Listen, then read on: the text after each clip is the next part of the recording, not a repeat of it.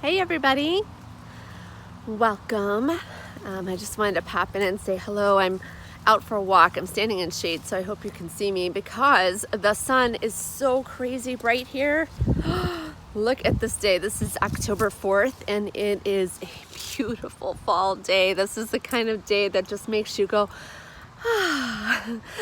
praise God for this beautiful day because it is quite a gift. Yesterday it was 85. The day before it was like 50. So we're going to thank God for every beautiful day we have, even when the days aren't so beautiful. But today there's an extra grateful moment going up. So I wanted to take a walk with you today, enjoy the beautiful day, but I also wanted to talk a little bit about kind of all the negativity going around in social media.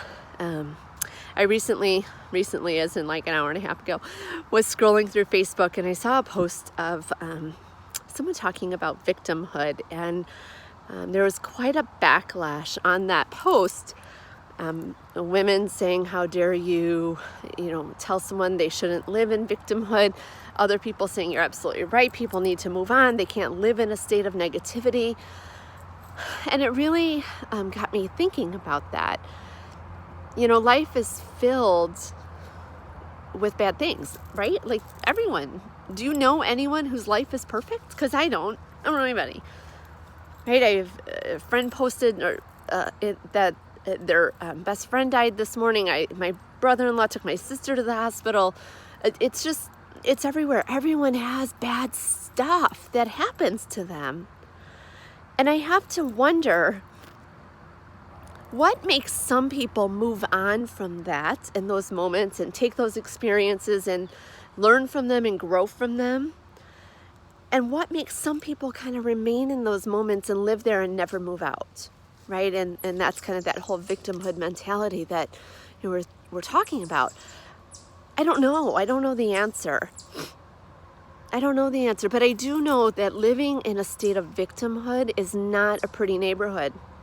Right? It's not someplace that you want to live. When bad things happen to you, there's always something to learn from them, right?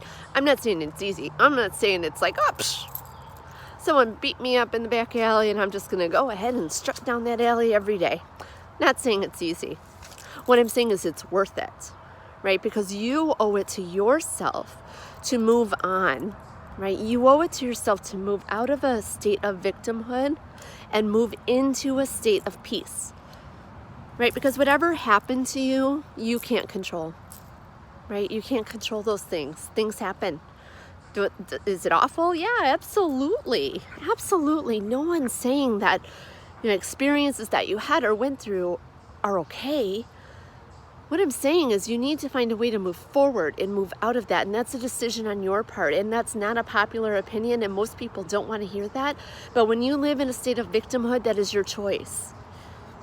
That is you saying that it's okay for whatever happened to continue to affect you over and over, day after day, year after year.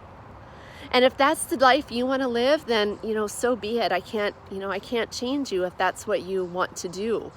But I don't think that's where most people want to be, right? I don't think that people wake up and say, I want to live in a life of woe is me.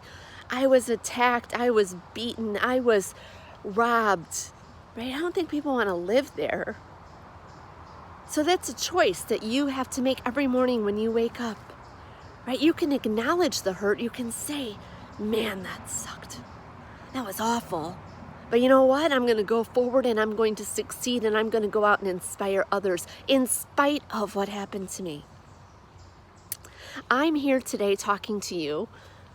I'm here today speaking to parent groups and to churches and to other organizations because of what happened to me and what I would at one point have considered a tragedy, or where I would have considered myself and my child a victim. That's where I was. I went through a whole grieving process where I dealt with those emotions and those feelings of anger. And I was angry at God, and I was angry at my family. I was angry at genetics. I was angry at my DNA, for crying out loud. But at some point in that grieving process, I had to come to terms with what we were going through and understand that, this wasn't my plan. This wasn't what I wanted, but you know what? These are the cards I was dealt, so I have options. I can sit here and I can wallow in where I am, and I can keep that anger kind of bottled up here, or I can go out and move forward. I can go out and figure out how to inspire others, right? And that's what I did. I went out and I wanted to figure out how to make the education world a better place, so I became an administrator. After I became a teacher, I became an administrator. And then I left that career, which again, I could be really bitter about, because frankly, I left because I knew my child would need care. And if you want to know more about my story, you can go to my blog or follow my Spreaker account, follow my podcast. But I left a great job because I knew that my son needed care. So I could sit here and I could be angry and bitter about that and claim victimhood, or I can go out and do something, and that's what I'm doing. And that's what I'm imploring you to do.